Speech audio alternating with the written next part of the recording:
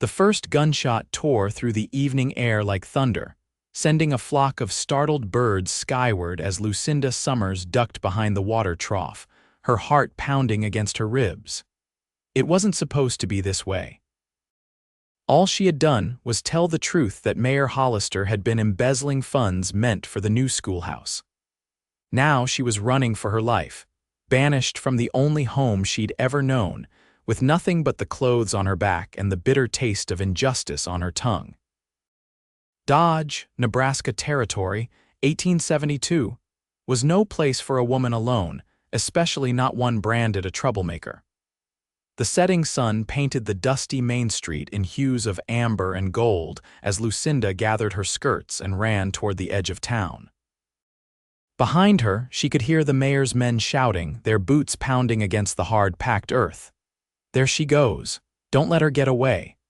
Lucinda's lungs burned as she pushed herself harder, her boots slipping in the loose dirt as she reached the outskirts of town. The vast expanse of prairie stretched before her, offering both freedom and certain death. A woman alone on the frontier was as good as dead. The sound of approaching hoofbeats made her blood run cold. They were gaining on her. Desperate, she veered off the main trail and plunged into a thicket of scrubby brush, thorns tearing at her dress and skin. She bit her lip to keep from crying out as a branch sliced across her cheek. The hoofbeats grew louder, then slowed. Lucinda pressed herself flat against the ground, hardly daring to breathe. "She can't have gone far," a voice called out. "Mayor wants her found by sunrise or it's our hides. Let's split up. She's probably headed for the creek." Lucinda remained motionless until the sounds of the search party faded into the distance. Night had fallen completely now, the prairie landscape transformed into a sea of shadows. She allowed herself a shaky breath, then another. She was alive, but for how long?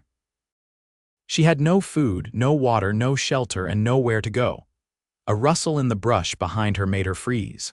Slowly, she turned her head, expecting to see one of the mayor's men.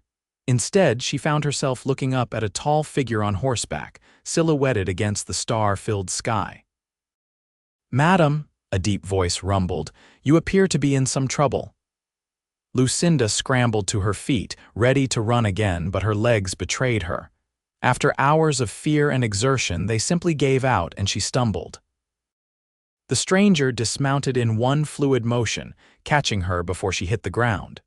His hands were strong but gentle, and in the moonlight, Lucinda caught a glimpse of his face weathered by sun and wind, with eyes that seemed to see right through her.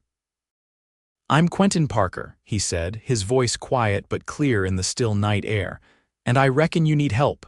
Lucinda tensed, ready to pull away. "How do I know you're not one of Hollister's men?" A smile tugged at the corner of his mouth. "Mayor Hollister and I aren't exactly on speaking terms, madam." There was something in his tone that made Lucinda believe him, or perhaps it was just that she had no choice but to trust someone if she wanted to survive the night. "I'm Lucinda Summers," she said, her voice barely above a whisper.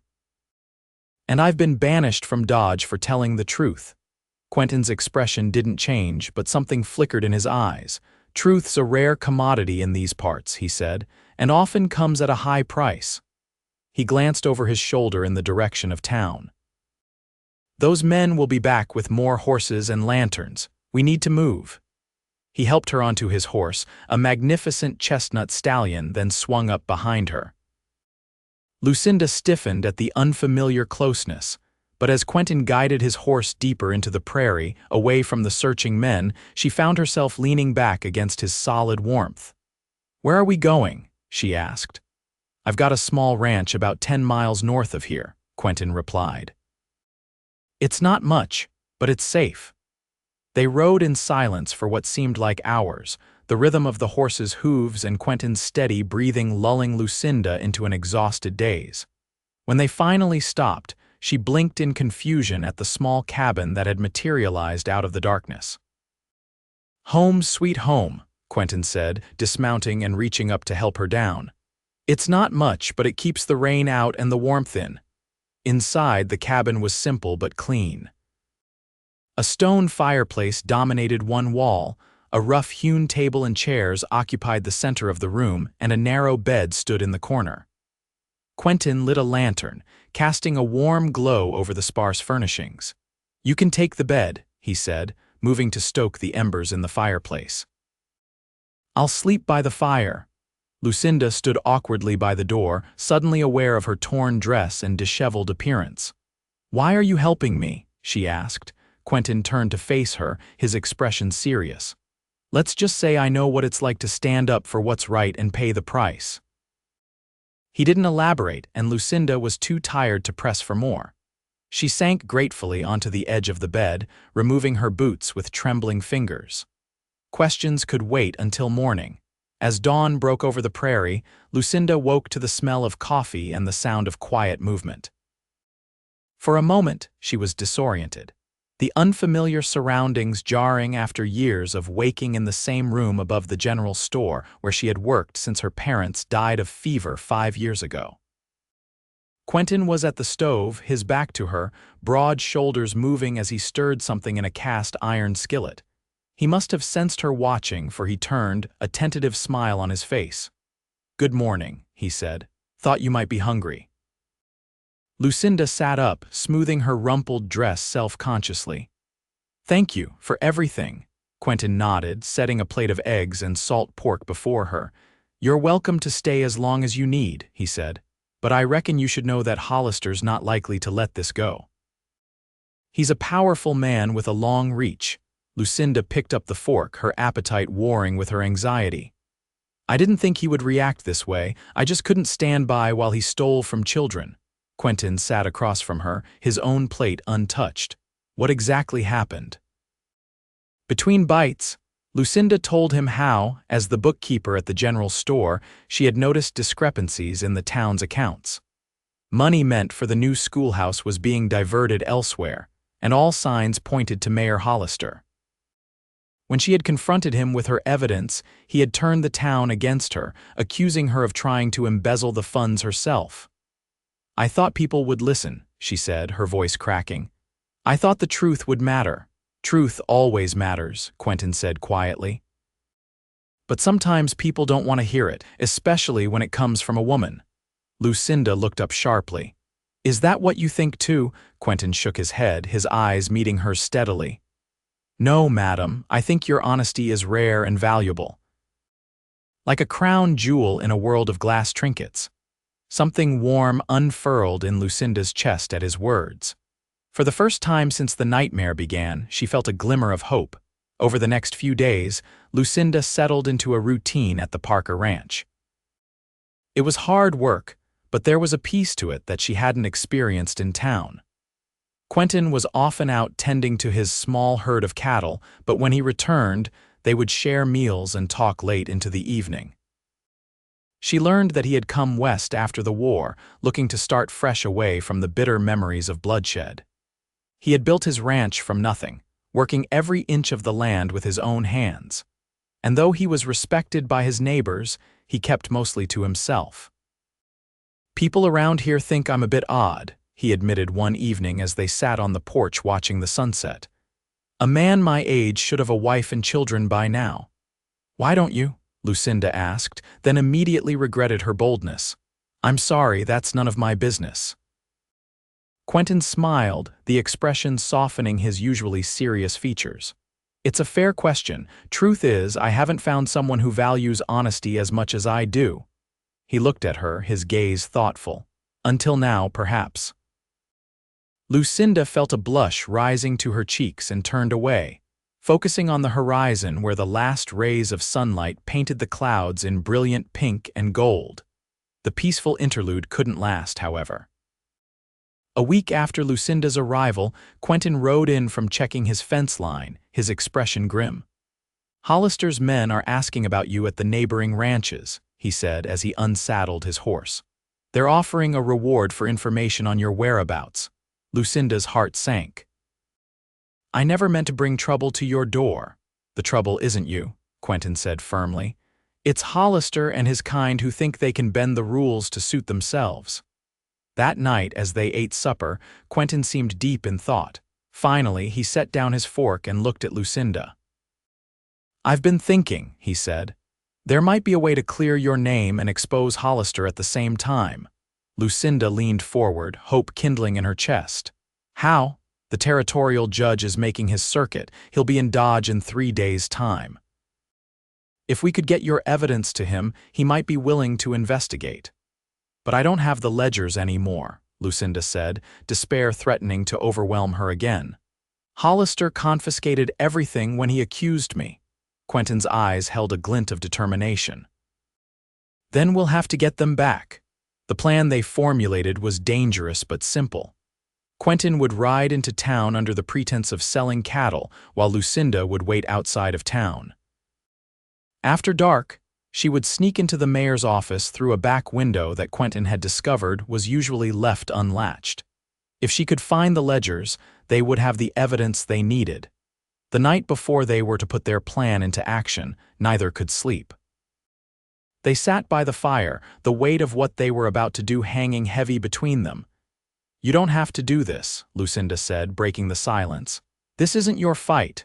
Quentin looked up from the gun he was cleaning, his expression resolute. "It became my fight the moment I found you in that thicket." He set the weapon aside and moved to sit beside her. "Lucinda, I want you to know something. If things go wrong tomorrow, don't," she interrupted, suddenly afraid of what he might say. "We'll succeed, we have to." He took her hand, his calloused palm warm against hers. "All the same, I want to say it. These past days with you have been the best I've had in a long time. Your courage, your honesty, they've reminded me of what matters in this world." Lucinda felt tears pricking her eyes. "I feel the same," she whispered.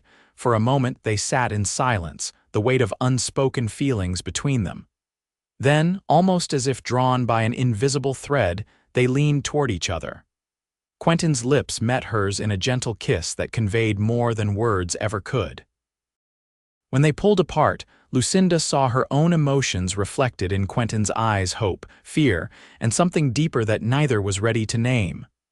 "We should get some rest," he said softly. "Tomorrow will test us both." Dawn broke gray and misty as they prepared to leave. Quentin helped Lucinda onto the spare horse he kept for emergencies, his hands lingering on her waist. "Remember, if anything feels wrong, you ride straight back here," he said, his voice rough with concern. "Promise me." Lucinda nodded, though they both knew she wouldn't abandon their plan, no matter the risk. Too much was at stake. They rode separately, Quentin taking the main road into town while Lucinda circled around to approach from the east, using a dried-up creek bed to stay out of sight. They agreed to meet at sunset behind the livery stable, where Quentin would update her on the town's situation before she attempted to recover the ledgers. The hours dragged by as Lucinda waited in a copse of trees at the edge of town, watching the comings and goings of the townspeople she had once called neighbors. She saw Mrs. Peterson hanging laundry, the blacksmith working at his forge, children playing in the dusty street. It all seemed so normal, as if her world hadn't been turned upside down just days before. As the sun began to set, Lucinda made her way cautiously to the meeting place. The livery stable was quiet, the day's work finished. She slipped into the shadows behind the building, her heart pounding as she waited for Quentin. Minutes passed, then half an hour.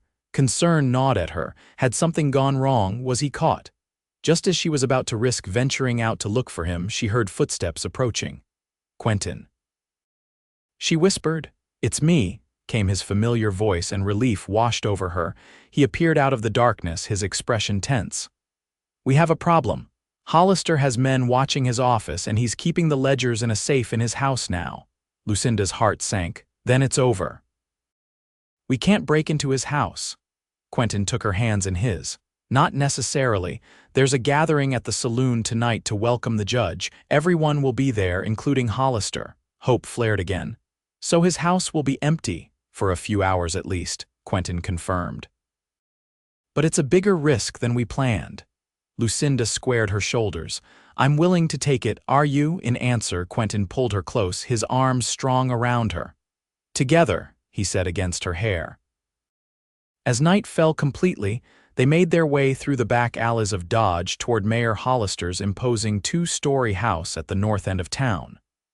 Lights blazed in the saloon as they passed, the sounds of music and laughter spilling out into the street. "The safe is likely in his study," Quentin said as they approached the house. "I'll keep watch while you search." The back door was locked, but the kitchen window yielded to Quentin's knife. He helped Lucinda through, then followed, both of them freezing as the floorboards creaked beneath their weight. When no alarm sounded, they moved cautiously through the dark house. The study was exactly where Quentin had guessed, a book-lined room with a massive desk dominating the center. And there, behind the desk, was a large iron safe. "It needs a combination," Lucinda whispered, her hopes falling once more. Quentin examined the safe, his brow furrowed. "Try his birthday. Men like Hollister are vain enough to use it." Lucinda tried to remember what she knew about the mayor. "March 18, 1830, she said, turning the dial carefully. To her amazement, the safe clicked open. Inside were stacks of papers, including the town ledgers she had kept so meticulously. With trembling hands, she pulled them out, flipping to the pages where she had noted the discrepancies. "These are the ones," she said, her voice thick with emotion. "These will prove everything." They were so focused on their discovery that neither heard the front door open. It wasn't until a floorboard creaked in the hallway that they realized they were no longer alone. "Someone's coming," Quentin whispered, pulling Lucinda behind the desk. "Stay down." The study door swung open, and Mayor Hollister himself stood framed in the doorway, a lantern in his hand. His eyes widened as he saw the open safe, then narrowed as his gaze fell on Quentin. "Parker," he spat. "I should have known you'd be involved in this. Where is she?" Quentin stood, placing himself between Hollister and Lucinda. "She's not here. This was my idea."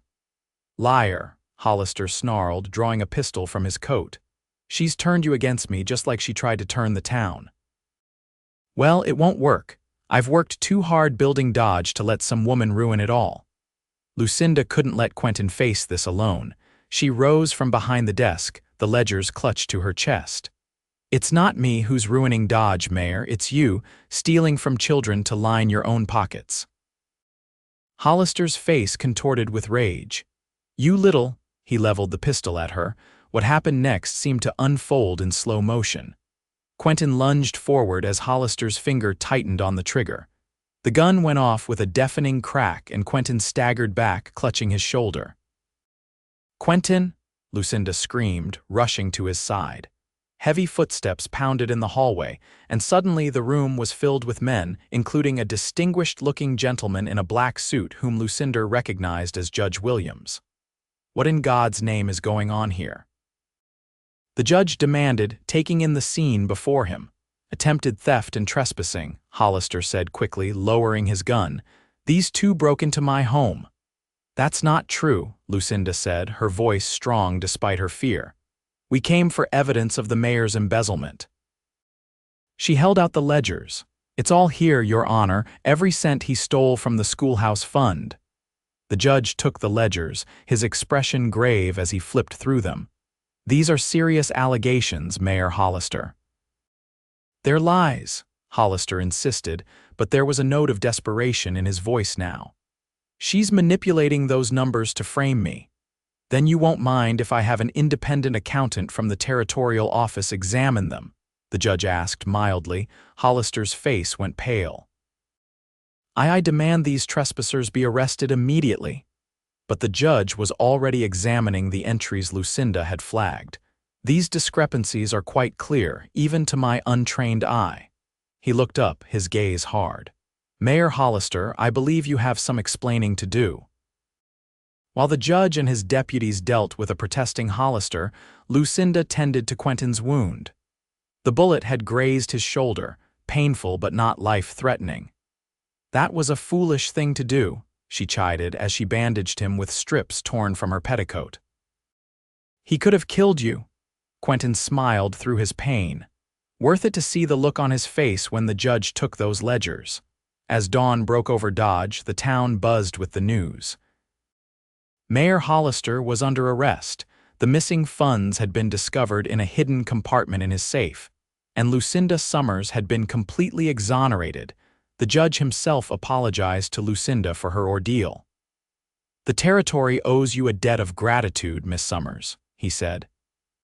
"Your courage in the face of corruption is commendable." But Lucinda found she had little interest in returning to her old life in town. As she and Quentin prepared to leave, she looked back at the place that had been her home for so long and felt no regret. "What will you do now?" Quentin asked as they mounted their horses. Lucinda looked at him, at the man who had risked everything to help her. "I was hoping I might stay at your ranch a while longer," she said. "If you'll have me." Quentin's smile was like the sunrise, full of promise and warmth. "Lucinda Summers, I would be honored to have you stay. Not just for a while, but for as long as you wish." As they rode out of town together, Lucinda felt a sense of freedom she had never known before.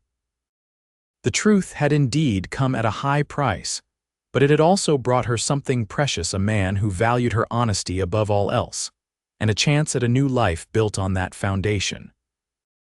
2 months later, as summer gave way to autumn, Quentin and Lucinda stood before a small gathering of friends and neighbors on the porch of their ranch.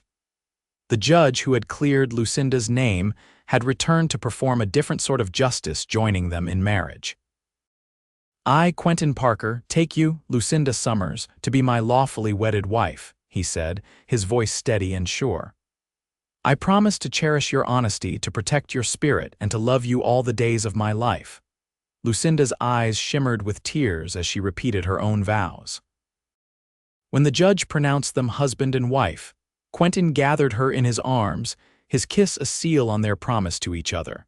That night, as they sat on the porch of what was now their home, watching the stars emerge in the vast prairie sky, Quentin took Lucinda's hand in his. "You know," he said thoughtfully, "when I found you that night, running from men who couldn't handle your truth, I never imagined where it would lead." Lucinda leaned against his shoulder. "Where did you think it would lead?" "I just knew I had to help you," he admitted.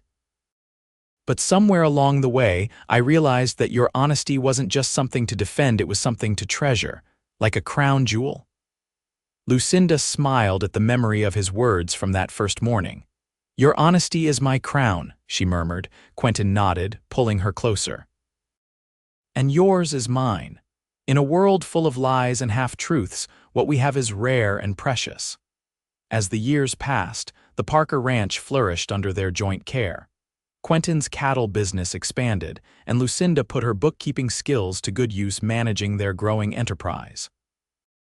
They built a larger home to replace the small cabin, though they kept it standing as a reminder of their beginnings. The town of Dodge changed too. With Hollister gone, honest leadership took root. The schoolhouse was finally built, and Lucinda occasionally taught there, passing on her love of numbers and truth to a new generation. In the spring of 1875, their family grew with the birth of their daughter, Emma, followed 2 years later by a son they named James. The children grew up knowing the value of honesty, hearing the story of how their parents' commitment to truth had brought them together. On their 10th wedding anniversary, Quentin surprised Lucinda with a special gift, a delicate silver crown, small enough to fit in the palm of her hand. "What's this for?" she asked, turning the intricate piece in the lamplight. "To remind you that your honesty is still my crown," he said, his eyes crinkling at the corners the way they did when he was deeply moved. "And that what we built together started with a simple truth." Lucinda placed the crown on their mantelpiece, where it caught the light and threw sparkling reflections across the room. "Truth and love," she said, turning to embrace her husband, "the strongest foundation there is." As they stood together, their children sleeping peacefully in the next room, their home solid and warm around them, Lucinda thought about the night she had been forced to flee Dodge. The terror and uncertainty of that moment seemed a lifetime away now, transformed by love and courage into the beginning of something beautiful. "I would do it all again," she whispered against Quentin's chest. "Every moment of it, if it led me here to you." Quentin's arms tightened around her. "So would I, my love. So would I."